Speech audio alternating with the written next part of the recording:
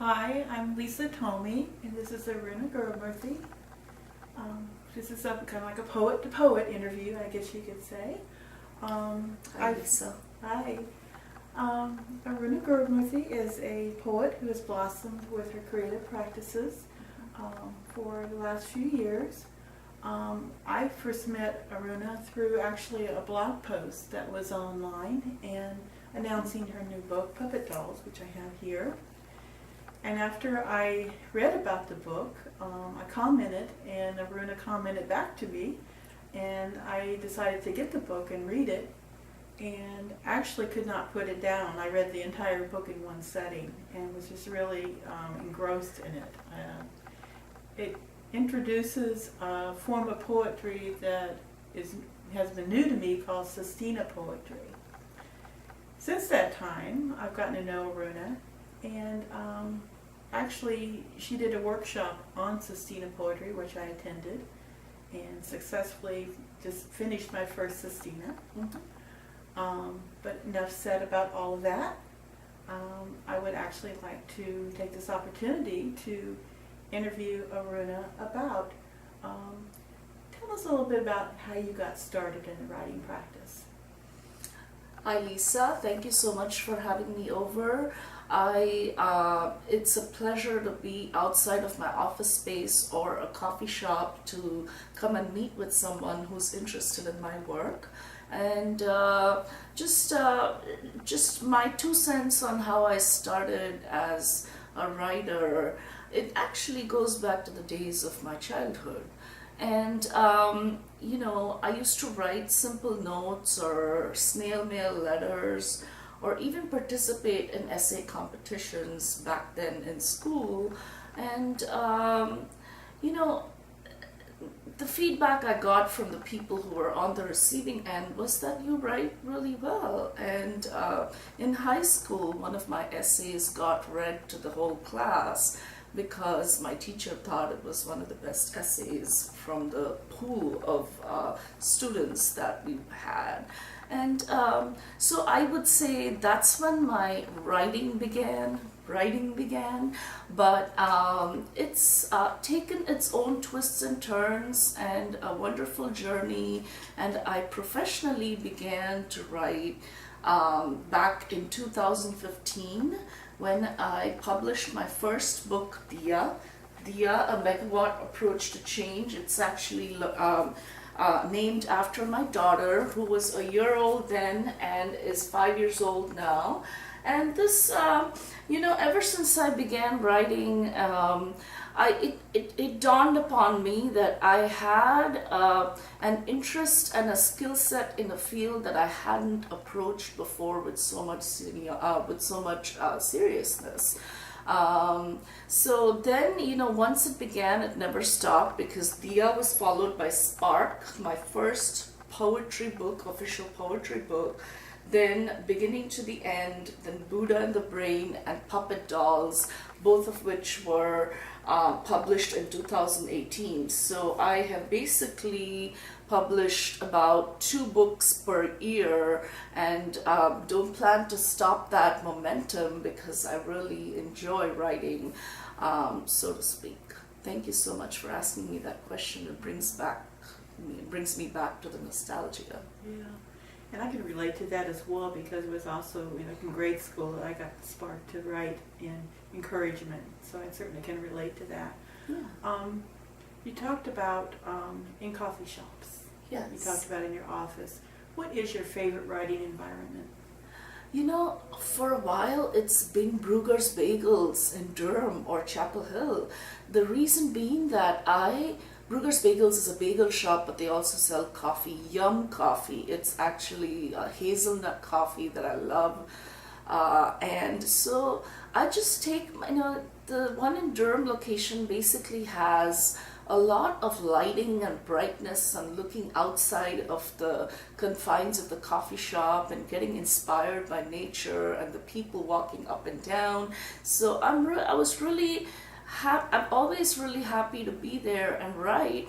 And familiar faces in the coffee shop. I know Mark, I know Linda, I know so many other people. I know a rabbi who comes and stops by to basically ask me how my writing is going on. So it's a fun ambiance for me. I also write from my office space at home, and I sometimes juggle to other coffee shops and cafes as well. I know I find a lot of inspiration too, like when I go into the gardens and things like that. Do you ever do that sort of thing? You know what? When I write, and this may be very different from some of your experiences, when I write, I'm very focused on my MacBook screen, and my mind is what takes me through different situations. So it doesn't have to be ekphrastic. Ekphrastic meaning you look at a piece of art and then you get inspiration to write about it. It is more of what is my mind thinking about right now, and then I pen it, and then I pen my thoughts about it. And are you working on anything right now? Another book, perhaps? Oh, that's a good question. I have a couple of projects lined up for this year, 2019. I think it's going to be a fabulous, very special year for me, and I hope for you all as well. What am I working on right now? I am probably going to have a book out within the next 2 to 3 weeks. I'll keep it as a suspense what it is about, and then I am making an effort to write something when this book ends. I mean, when the publishing of this book is out, I will probably be writing something after that, after I take a little break, and follow it through to the rest of the year. Okay. Now, I noticed that your book titles are all different and unique in their own way. There's not like a series or anything like that. Mm-hmm. Being that they do have the different titles like that, do each of them have a specific subject matter? Yes, each of them have been written thematically. So Dia is a diary of my observations and reflections of life. It is intended to reach a population which has interest in change and peace in the world, and I'm guessing that's all of us here. And following up to beginning to the end. Oh, sorry, second one's. So I'm going chronologically. Dia was the first one. Second one is Spark. Spark as well is also, it's called Spark Poetic Creations. So it is meant to spark poetic creations, but also some personal journey related items, and then some to do with peace and change and all the sort of problems we face. I've distilled it down to little poems in the book. And then a beginning to the end is literally a beginning to the to ending the sort of problems we face in the world, and I've penned my thoughts on that. Each of my books has a section at the back which will tell you a little bit about the book. So if you were to ever pick these up to read, then you can focus on what that little blurb is about the book. And next, Buddha and the Brain is a book about perceptions and change. So, basically I want to change the way, or at least I'm making an effort to change the way people think and emote to circumstances they face in everyday life, but also bigger circumstances like discrimination and racism and so on and so forth.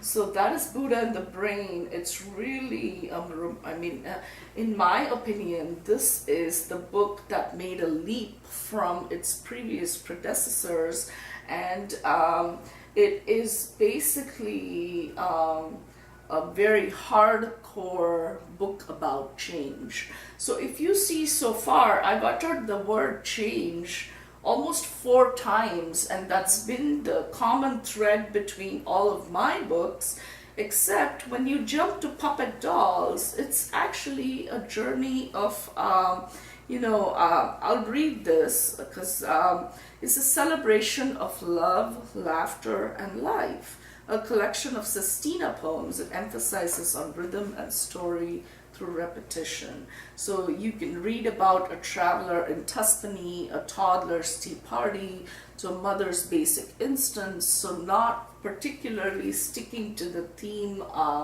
that we have in the rest of the collection.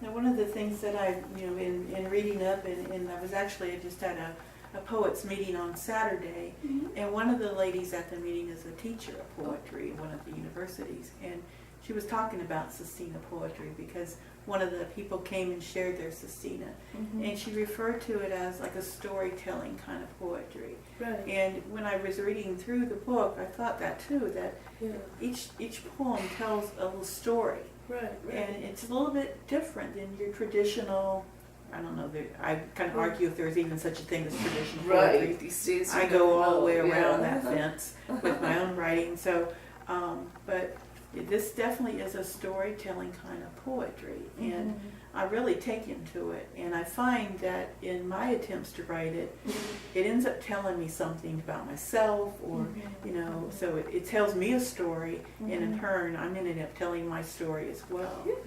I do have a favorite poem in here. I'm going to pull it up because I really, absolutely am in love with it. I just have to pull it up real quick. It's the one, Wordless Wonder. And I would like to know if you could maybe read that to us. Sure. Thank you. It's a big poem because it's 6 stanzas, and I'm going to read The Wordless Wonder. Shades of art, shades of my heart, splashing life's yellow, red, and green, birthing a perfect rainbow, shining with blotches of color and bottles of dripping love. Brushes stroking wordless wonder. Nature's wonderful act, the stunning art, smiles and love touching my tender heart. At the end of a winding tunnel, shadow and shine embrace the green. Life is gorgeous and green. In the wake of my face, popping wonder with a gentle burn of shine. Is this life or is this a piece of art? With fresh ooze from my heart, it is perhaps love.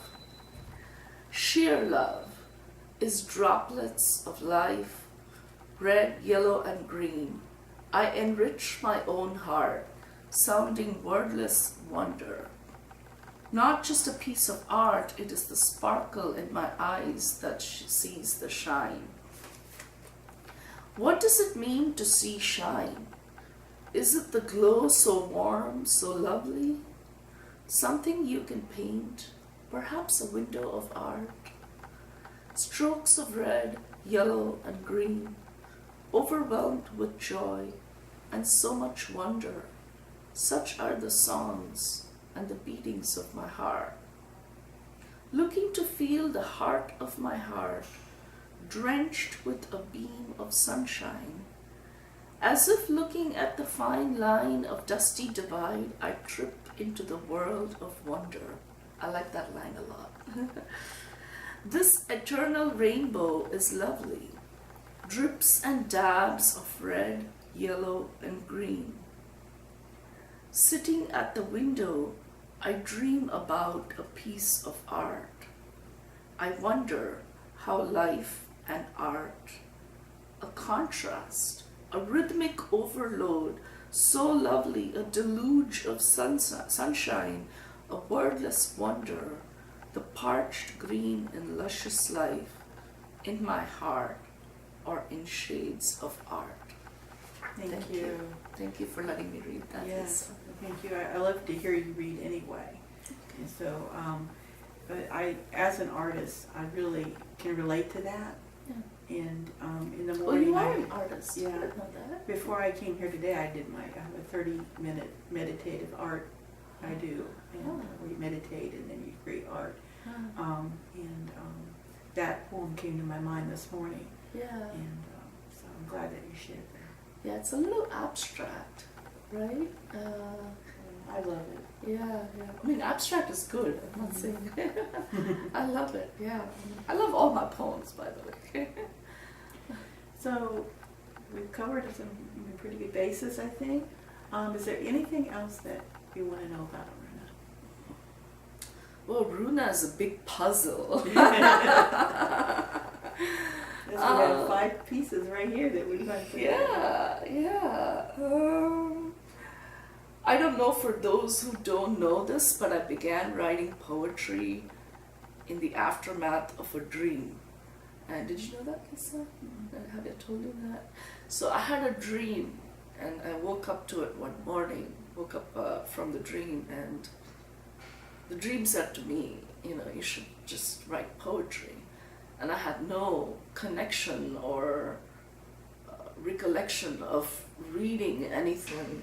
So I said, no, I didn't think about anything. I didn't think about writing books. I didn't think about, how and when I'm going to write this. I just wrote one poem.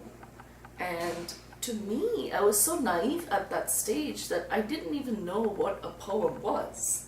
But I just wrote a poem. And I didn't ask anybody, does this sound like a poem to you? Is this, fine? So on and so forth. And then when that poem ended, I wrote another poem, and then was born this book, Spark. Because this has about I think it has a good number of poems. It has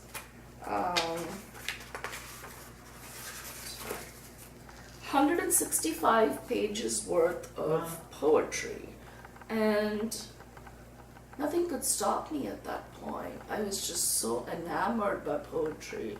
I used to, when I went to college in India, I felt sort of put down by some people who were in other departments. I was in zoology, but they were in other departments, because I was not into writing or, expressing myself through vocabulary or anything like that. This, I think I've made a huge leap since then, and this is my life now. I love poetry. It brings out the best in me, and I hope to bring out the best in you all. Thank you. Thank you. Well, there you have it. We have a wonderful world, from Buddha in the brain to puppet dolls and all things in between. Thank you so much, Aruna, for your time today. Thank you so much, We Lisa. very much appreciate you, and glad that you are in the world of poetry. Oh, thank you so much. And I want to say a huge thank you to my husband, Vijay, for taking time off his extremely busy schedule and being here to develop this event into a video. Thank you so much, Vijay. And thank you to you, Lisa. You've been an ardent supporter of my work, and I entirely appreciate with my heart all the hard work you've done for me. And I do want to know this location, this space came to me rather than I coming to it, because the people at the Point at Crabtree made their clubhouse the actual location of this interview. So thank you to all of you. I wouldn't be here without your help, and I'm amazed that this this is a fun thing for me to have happened this morning. Thank you.